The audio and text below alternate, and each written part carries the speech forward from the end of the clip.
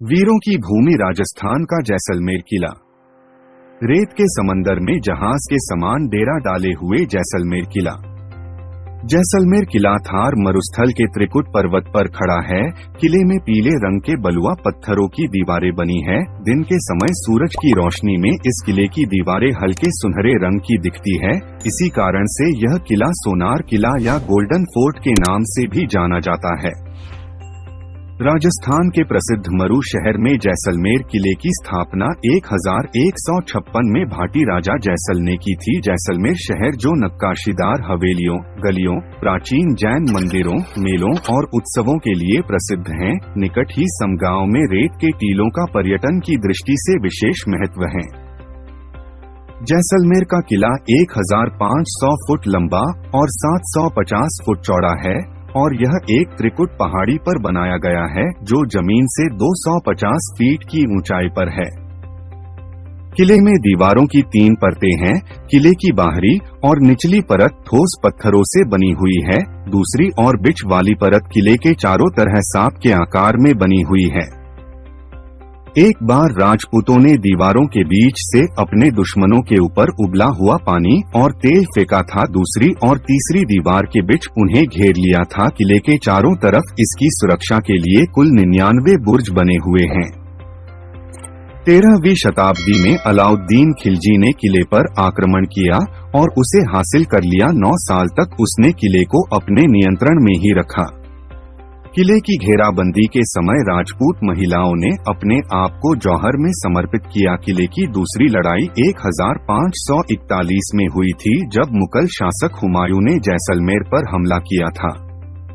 जैसलमेर किला इतना विशाल है कि वहां की पूरी जनता उस किले के अंदर रह सकती है और आज भी किले में वहां 4000 लोग रहते हैं, जिनमें से बहुत से ब्राह्मण और दरोगा समुदाय के हैं। ये लोग भाटी शासकों की निगरानी में काम करते थे और तभी से वे उसी किले में रह रहे हैं।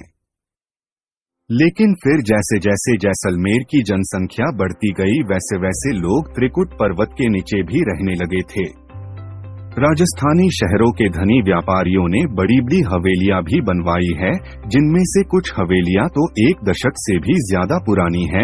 जैसलमेर शहर में पीले पत्थरों से बनी ऐसी कई विशाल और सुंदर हवेलियां हैं। इसमें से कुछ हवेलियों में बहुत सी मंजिलें और अनगिनत कमरे भी हैं। साथ ही हवेलियों की खिड़कियों को भी राजेशाही अंदाज में सजाया गया है और बालकनी और दरवाजों पर भी विशेष और मनमोहक कलाकृतियां की गई है।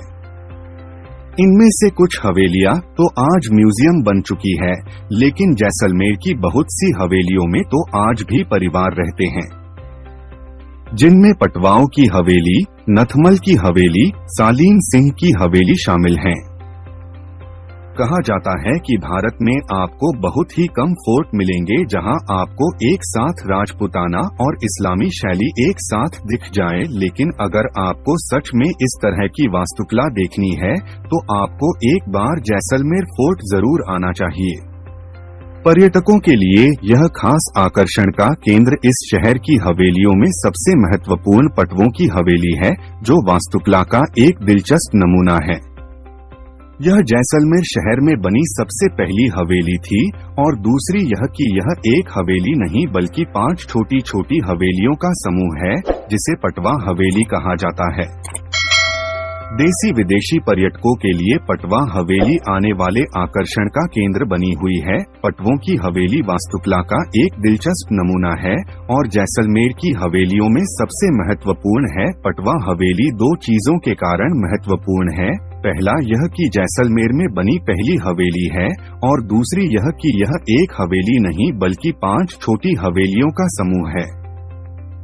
इन सभी हवेलियों में से पहली हवेलियों का निर्माण 1805 में गुमान चंद पटवा द्वारा किया गया था। जैसलमेर किले और यहाँ के रेगिस्तान में कई फिल्मों की शूटिंग हो चुकी है। इसके अलावा जैसलमेर किले पर कई फिल्में भी बनी हैं।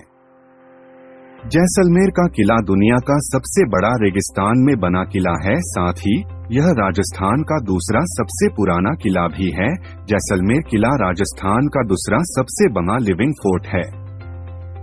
ऐसा कहा जाता है कि ये किला भारत में एकमात्र ऐसा फोर्ट है जहां मध्यकाल में रोजाना स्थानीय लोगों के लिए दुकानें लगा करती थी, जहां शहर और शहर से आने वाले लोग यहां आकर खरीदारी कर सकते थे। सजावट से लेकर मसाले, अनाज आदि तक इस बाजार में सब कुछ मिलता था। जैसलमेर का यह भव्य किला इतिहास की कई बड़ी लड़ाइयों का भी गवाह बन चुका है। इस विशाल किला ने आजादी के बाद साल 1965 से 1971 के बीच हुए भारत-पाक के युद्ध में भी लाखों लोगों को संरक्षण देकर अपनी महत्वपूर्ण भूमिका निभाई थी। यह किला यूनेस्को की विश्व धरोहर सूची में शामिल है।